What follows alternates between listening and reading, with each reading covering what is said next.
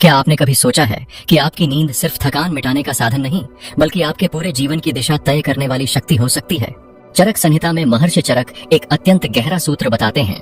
निद्रा यत्तम सुखम दुखम पुष्टिः कार्श्यम बलाबलम वृष्टा क्लैब्यम ज्ञानम अज्ञानम जीवितम नच।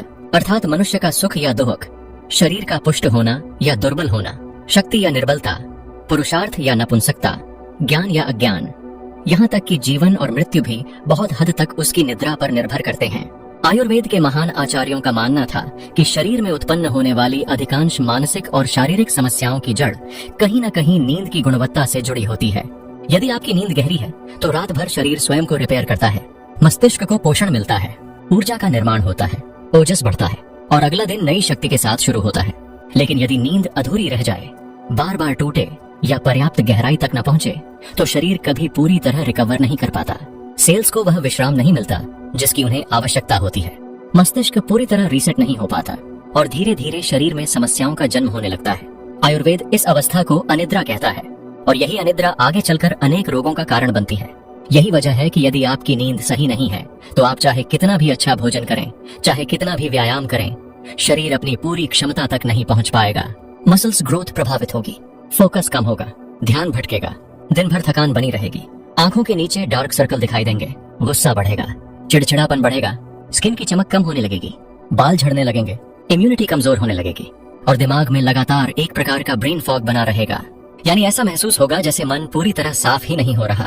यही नहीं, इससे भी कई बड़ी समस्याओं की शुरुआत हो सकती है और इन सब के पीछे केवल एक कारण हो सकता है, अच्छी और गहरी नींद का अभाव। इसीलिए आज हम आपके साथ 5 ऐसी प्राचीन वैदिक तकनीकें साझा करने वाले हैं जिन्हें यदि आप अपने जीवन में शामिल कर लेते हैं तो कुछ ही दिनों में आपकी नींद की गुणवत्ता आश्चर्यजनक रूप से बेहतर हो सकती है। और सबसे महत्वपूर्ण बात, इनमें किसी भी प्रकार की स्लीपिंग पिल, दवा या केमिकल पर निर्भरता नहीं है। ये वही सिद्धांत हैं जिन्हें हजारों वर्षों पहले ऋषि मुनियों ने अपनाया था और आश्चर्य की बात यह है कि आज भी ये उतने ही प्रभावी हैं। लेकिन इन तकनीकों को समझने से पहले एक महत्वपूर्ण बात समझना आवश्यक है। आखिर अच्छी नींद किसे कहा जाए? क्योंकि केवल अधिक घंटे सोना ही अच्छी नींद नहीं कहलाता। नींद की मात्रा से ज्यादा उसकी गुणवत्ता महत्वपूर्ण होती है। आयुर्वेद कहता है कि जब मन, इंद्रियां और शरीर अपने बाहरी विषयों से हटकर विश्राम की अवस्था में प्रवेश करते हैं तभी वास्तविक निद्रा का जन्म होता है। इसीलिए महर्षि चरक ने नींद को 7 प्रकारों में विभाजित किया है। पहला है तमोभव निद्रा। जब शरीर में तमस की अधिकता हो जाती है और बिना किसी विशेष कारण के बार बार नींद आने लगती है तब उसे तमोभव निद्रा कहा जाता है। ऐसे व्यक्ति को लगातार भारीपन महसूस होता है, उत्साह कम हो जाता है, मोटिवेशन घट जाता है और मन में स्पष्टता की कमी दिखाई देती है। दूसरा प्रकार है श्लेष्म समुद्भव निद्रा। यह कफ की वृद्धि के कारण उत्पन्न होती है। ऐसे लोगों को भोजन के बाद अत्यधिक नींद आती है, शरीर भारी लगता है, सुबह उठने में कठिनाई होती है और पूरे दिन सुस्ती बनी रहती है।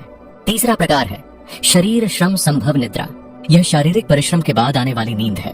जब व्यक्ति मेहनत करता है, व्यायाम करता है या शरीर को पर्याप्त श्रम देता है तब जो नींद आती है वह गहरी और संतोष देने वाली होती है।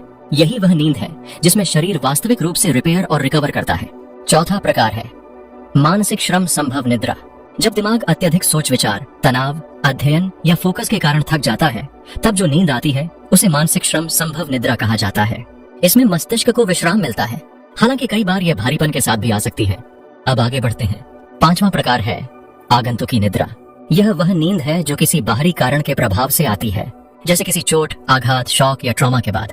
यह सामान्य नींद नहीं होती, यह शरीर की एक सुरक्षा प्रतिक्रिया होती है जिसमें चेतना अस्थायी रूप से विश्राम की अवस्था में चली जाती है। 6ठा प्रकार है व्याध्यनुवर्तिनी निद्रा। यह किसी बीमारी के कारण आने वाली नींद है, जैसे बुखार, संक्रमण या किसी अन्य रोग के दौरान अत्यधिक नींद आना। इस अवस्था में शरीर अपनी ऊर्जा को बचाने का प्रयास करता है ताकि वह रोग से लड़ सके। इस प्रकार की नींद के साथ अक्सर कमजोरी, सुस्ती और थकावट भी जुड़ी होती है। और 7वां तथा सबसे महत्वपूर्ण प्रकार है रात्रि स्वभाव निद्रा, यानी प्रकृति द्वारा निर्धारित स्वाभाविक और स्वस्थ नींद। वह नींद जो रात होते ही स्वाभाविक रूप से आने लगती है, जिसके बाद सुबह उठने पर शरीर हल्का महसूस होता है, मन शांत रहता है और ऊर्जा भरपूर होती है। आयुर्वेद के अनुसार यही आदर्श और सबसे श्रेष्ठ निद्रा है। अब एक बार स्वयं से पूछिए, आपकी नींद इन 7 प्रकारों में से किस श्रेणी में आती है? क्या आप सुबह उठकर ताजगी महसूस करते हैं या फिर घंटों सोने के बाद भी थकान बनी रहती है? यही प्रश्न आपकी वास्तविक स्थिति को समझने में मदद करेगा। अब बात करते हैं पहली वैदिक तकनीक की, तमो प्रवेश विधि। नाम सुनकर थोड़ा अजीब लग सकता है, लेकिन यह नींद के लिए अत्यंत महत्वपूर्ण सिद्धांत है। आयुर्वेद कहता है कि गहरी नींद का द्वार अंधकार से होकर गुजरता है। जितना गहरा अंधकार होगा उतनी ही गहरी निद्रा की संभावना बढ़ेगी। इसके पीछे केवल आध्यात्मिक नहीं बल्कि वैज्ञानिक कारण भी है। हमारे मस्तिष्क के मध्य भाग में एक छोटी सी ग्रंथि होती है, इसे पीनियल ग्लैंड कहा जाता है।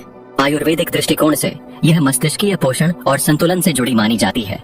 आधुनिक विज्ञान बताता है कि यही ग्रंथि मेलाटोनिन नामक हार्मोन का निर्माण करती है और यही मेलाटोनिन हमारे स्लीप साइकिल को नियंत्रित करता है। लेकिन यहाँ एक समस्या है, मेलाटोनिन केवल अंधकार में ही पर्याप्त मात्रा में बनता है। जैसे ही आंखों पर तेज रोशनी पड़ती है उसका निर्माण कम होने लगता है। अब सोचिए, आज का आधुनिक जीवन कैसा है। रात तक mobile, laptop, TV, LED lights और लगातार स्क्रीन का उपयोग। मस्तिष्क को यह संकेत ही नहीं मिल पाता कि अब रात हो चुकी है। उसे लगता है कि अभी भी दिन है। परिणाम, मेलाटोनिन कम बनता है, नींद की गुणवत्ता गिरती है, मस्तिष्क को पूरा विश्राम नहीं मिलता, ओजस का निर्माण प्रभावित होता है और धीरे धीरे शरीर की मरम्मत प्रक्रिया कमजोर पड़ने लगती है। इसलिए केवल अंधेरा समझना पर्याप्त नहीं है, उसे सही तरीके से लागू करना भी आवश्यक है। आइए इसे चरणबद्ध तरीके से समझते हैं। पहला चरण, प्रकाश संयम। सोने से लगभग 1 घंटा पहले तेज रोशनी बंद कर दीजिए। यदि रोशनी की आवश्यकता हो तो केवल हल्की और गर्म रंग की लाइट का उपयोग कीजिए। दूसरा चरण, इंद्रिय विराम। सोने से कम 1 घंटा पहले मोबाइल, टीवी, लैपटॉप और अन्य स्क्रीन से दूरी बना लीजिए। यह आदत अकेले ही आपकी नींद में बड़ा परिवर्तन ला सकती है। तीसरा चरण, पूर्ण अंधकार। सोते समय यह सुनिश्चित कीजिए कि कमरे में कोई अनावश्यक प्रकाश न हो। छोटी एलईडी लाइट्स तक को बंद कर दीजिए। बाहर से आने वाली रोशनी को भी यथासंभव रोकिए। चौथा चरण, नेत्र आवरण। यदि कमरा पूरी तरह अंधेरा करना संभव नहीं है तो कॉटन आई मास्क का उपयोग कर सकते हैं। इससे आंखों तक पहुंचने वाला प्रकाश काफी हद तक कम हो जाता है। पांचवां चरण, स्थिरता। बिस्तर पर लेटने के बाद 2 से 5 मिनट तक बिल्कुल स्थिर रहिए। कोई करवट नहीं, कोई अनावश्यक हलचल नहीं। योग की भाषा में इसे इंद्रियों का प्रत्याहार कहा जाता है, यानी इंद्रियों को धीरे धीरे बाहरी संसार से हटाकर भीतर की ओर ले जाना। और यही वह अवस्था है जहां से वास्तविक निद्रा की शुरुआत होती है। लेकिन केवल अंधेरा ही पर्याप्त नहीं है, क्योंकि यदि भोजन गलत समय पर लिया जाए तो नींद की गुणवत्ता फिर भी प्रभावित हो सकती है। और यही हमें दूसरी महत्वपूर्ण वैदिक तकनीक की ओर ले जाता है, रात्रि भोजन नियम। अब बात करते हैं दूसरी वैदिक तकनीक की, रात्रि भोजन नियम। आयुर्वेद कहता है कि हमारा जठराग्नि यानी पाचन अग्नि सूर्य के साथ गहराई से जुड़ी हुई है। जब सूर्य आकाश में ऊंचा होता है तब हमारी पाचन शक्ति भी सबसे अधिक सक्रिय होती है। और जैसे जैसे सूर्य अस्त होने लगता है वैसे वैसे जठराग्नि भी मंद पड़ने लगती है। यही कारण है कि प्राचीन आचार्यों ने सूर्यास्त के बाद भारी भोजन करने से बचने की सलाह दी थी। आदर्श रूप से भोजन सूर्यास्त के आसपास या उसके 1.5 से 2 घंटे के भीतर कर लेना चाहिए। उदाहरण के लिए, यदि सूर्यास्त 6 बजे होता है तो 8 बजे से पहले भोजन समाप्त कर लेना अधिक उपयुक्त माना गया है। लेकिन ऐसा क्यों? इसका उत्तर शरीर की रात्रिकालीन मरम्मत प्रक्रिया में छिपा हुआ है। आयुर्वेद और आधुनिक विज्ञान दोनों इस बात को स्वीकार करते हैं कि रात के समय शरीर केवल सोता नहीं है, वह स्वयं को पुनर्निर्मित भी करता है। विशेष रूप से रात 10 बजे से लेकर लगभग 2 बजे तक का समय अत्यंत महत्वपूर्ण माना जाता है। आयुर्वेदिक दृष्टि से यह पित्त काल का समय है। इसी अवधि में शरीर की मरम्मत प्रक्रिया सबसे अधिक सक्रिय होती है। कोशिकाओं का पुनर्निर्माण होता है, धातुओं का पोषण होता है, शरीर स्वयं को शुद्ध करता है। और आधुनिक विज्ञान की भाषा में कहें तो यही वह समय है जब ग्रोथ हार्मोन का स्राव अपने चरम पर होता है, यानी वही हार्मोन जो मांसपेशियों, त्वचा, कोशिकाओं और ऊतकों की मरम्मत में महत्वपूर्ण भूमिका निभाता है। इसके अतिरिक्त मस्तिष्क भी पूरे दिन के दौरान जमा हुए मेटाबॉलिक वेस्ट को बाहर निकालता है। लेकिन समस्या तब शुरू होती है जब हम देर रात भोजन करते हैं। ऐसी स्थिति में शरीर अपनी ऊर्जा मरम्मत में लगाने के बजाय भोजन को पचाने में लगा देता है। परिणाम स्वरूप रिपेयर प्रक्रिया प्रभावित हो जाती है। नींद तो आती है लेकिन वह पोषण देने वाली नींद नहीं होती। सुबह उठने पर शरीर में वह ताजगी नहीं मिलती जिसकी अपेक्षा होती है। इसीलिए आयुर्वेद केवल जल्दी भोजन करने की सलाह नहीं देता, बल्कि रात के भोजन को हल्का रखने पर भी जोर देता है। इसे मिताहार सिद्धांत कहा जाता है, अर्थात दिन भर के भोजन की तुलना में रात्रि भोजन कम मात्रा में होना चाहिए। रात के समय खिचड़ी, सूप, हल्की सब्जियां या दूध जैसे हल्के विकल्प अधिक उपयुक्त माने गए हैं। अब बढ़ते हैं तीसरी वैदिक तकनीक की ओर, पाद अभ्यंग, यानी सोने से पहले पैरों के तलवों की मालिश। पहली नजर में यह एक साधारण आदत लग सकती है, लेकिन आयुर्वेद इसे अत्यंत प्रभावशाली मानता है। हमारे पैरों के तलवों में अनेक नर्व एंडिंग्स और मर्म बिंदु होते हैं। इनका संबंध शरीर के विभिन्न अंगों से माना जाता है, विशेष रूप से आंखों, मस्तिष्क और तंत्रिका तंत्र से। आयुर्वेद कहता है कि पैरों में वायु और अग्नि तत्व का विशेष प्रभाव होता है। जब इनका संतुलन बिगड़ता है तब मन में बेचैनी बढ़ सकती है, अत्यधिक विचार आने लगते हैं और नींद प्रभावित होने लगती है। इसीलिए रात्रि में सोने से पहले पाद अभ्यंग करने की सलाह दी जाती है। अब इसे सही तरीके से कैसे किया जाए? सबसे पहले अपने पैरों को गुनगुने पानी से धो लीजिए, फिर उन्हें अच्छी तरह सुखा लीजिए। इसके बाद हल्का गुनगुना तिल का तेल लीजिए। तेल को पैरों के तलवों पर लगाइए और 2 से 3 मिनट तक धीरे धीरे गोलाकार गति में मालिश कीजिए। विशेष रूप से अंगूठे के नीचे वाले हिस्से पर थोड़ा अधिक ध्यान दीजिए। मालिश पूरी होने के बाद सीधे बिस्तर पर जाकर विश्राम कीजिए। यह छोटी सी प्रक्रिया तंत्रिका तंत्र को शांत करने में आश्चर्यजनक रूप से मदद कर सकती है।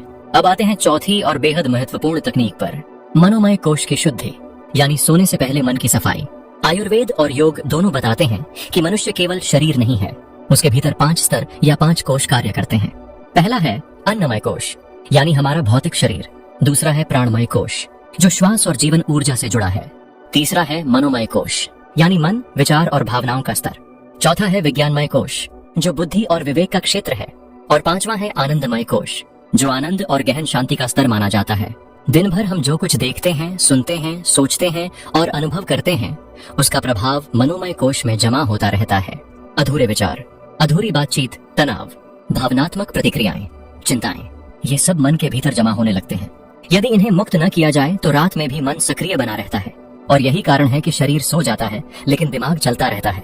ऐसी स्थिति में व्यक्ति आनंदमय कोश की गहराई तक पहुंच ही नहीं पाता और परिणाम स्वरूप नींद सतही बनी रहती है। आयुर्वेद इस मानसिक अवशेष को मानसिक आम कहता है, यानी मन का जमा हुआ कचरा। इसीलिए सोने से पहले मन को हल्का करना अत्यंत आवश्यक है। इसके लिए सबसे पहले आंखें बंद कीजिए, फिर पूरे दिन को उल्टे क्रम में याद कीजिए।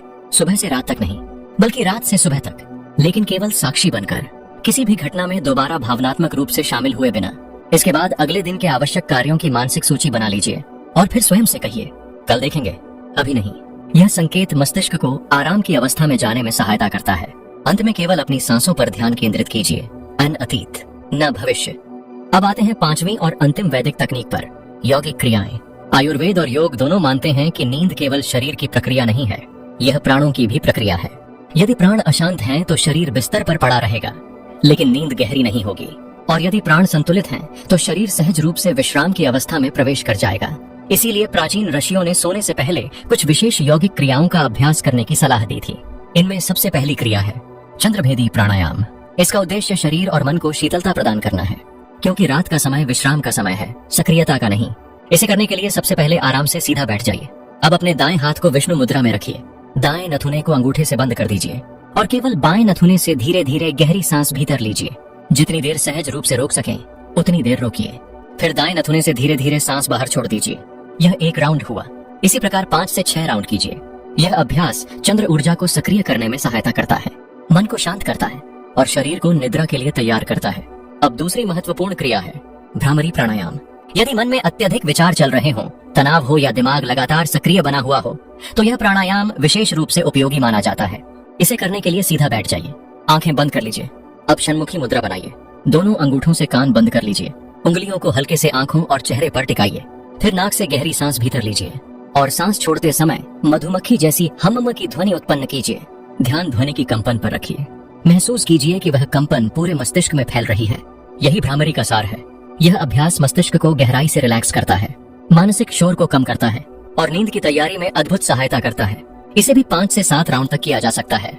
इसके बाद आती है एक अत्यंत सरल लेकिन अत्यंत शक्तिशाली क्रिया, शवासन। अधिकांश लोग इसे केवल लेटना समझते हैं, लेकिन वास्तव में शवासन का अर्थ है शरीर को पूर्ण रूप से छोड़ देना। इसे करने के लिए सीधे लेट जाइए, हाथों को शरीर से थोड़ा दूर रखिए, हथेलियां ऊपर की ओर खुली रहने दीजिए, पैरों के बीच थोड़ा अंतर रखिए और आंखें बंद कर लीजिए। अब शरीर के प्रत्येक भाग को ढीला छोड़ दीजिए, पैरों से लेकर सिर तक। कोई तनाव नहीं, कोई नियंत्रण नहीं, सिर्फ विश्राम। जब शरीर पूरी तरह शिथिल हो जाता है तब तंत्रिका तंत्र को यह संकेत मिलता है कि अब सुरक्षा है, अब विश्राम संभव है और यहीं से गहरी नींद का द्वार खुलने लगता है। इसके बाद आती है योग निद्रा। लेकिन योग निद्रा स्वयं में एक विशाल विषय है। यह केवल विश्राम तकनीक नहीं है, यह चेतना और निद्रा के बीच की एक अद्भुत अवस्था है। इसे विस्तार से समझने के लिए अलग चर्चा की आवश्यकता होती है, क्योंकि योग निद्रा में व्यक्ति सोता भी नहीं और पूरी तरह जागता भी नहीं। वह दोनों अवस्थाओं के बीच एक विशेष स्थिति में प्रवेश करता है और यही स्थिति गहरे मानसिक तथा शारीरिक पुनर्निर्माण में सहायता करती है। अब यदि हम इन सभी तकनीकों को एक साथ देखें तो एक बात स्पष्ट हो जाती है, अच्छी नींद किसी एक गोली, किसी एक सप्लीमेंट या किसी एक उपाय का परिणाम नहीं है। यह जीवन शैली का परिणाम है, यह प्रकाश के सही उपयोग का परिणाम है, यह भोजन के सही समय का परिणाम है, यह शरीर की देखभाल का परिणाम है, यह मन की सफाई का परिणाम है और यह प्राणों के संतुलन का परिणाम है। जब ये सभी चीजें एक साथ आती हैं, तब नींद केवल एक आदत नहीं रहती, वह एक उपचार बन जाती है। एक ऐसी प्रक्रिया जिसमें शरीर स्वयं को ठीक करता है, मन स्वयं को संतुलित करता है और चेतना स्वयं को पुनर्स्थापित करती है। यही कारण है कि आयुर्वेद में निद्रा को जीवन के 3 मुख्य स्तंभों में से एक माना गया है। यदि भोजन सही है लेकिन नींद खराब है तो स्वास्थ्य अधूरा रहेगा। यदि व्यायाम सही है लेकिन नींद खराब है तो शरीर अपनी पूरी क्षमता तक नहीं पहुंच पाएगा। लेकिन यदि नींद गहरी और पोषण देने वाली है तो शरीर स्वयं को ठीक करने की अद्भुत क्षमता रखता है। इसलिए आज से ही इन सिद्धांतों को अपने जीवन में लागू करना शुरू कीजिए। कमरे को अंधकारमय बनाइए। रात्रि भोजन समय पर कीजिए। पाद अभ्यंग को अपनी दिनचर्या का हिस्सा बनाइए। सोने से पहले मन की सफाई कीजिए और इन सरल यौगिक क्रियाओं का अभ्यास कीजिए। कुछ ही दिनों में आप स्वयं महसूस करेंगे कि आपकी नींद बदल रही है, सुबह उठने की ऊर्जा बदल रही है, आपका फोकस बदल रहा है, आपका मूड बदल रहा है और धीरे धीरे आपका पूरा जीवन बदलने लग रहा है।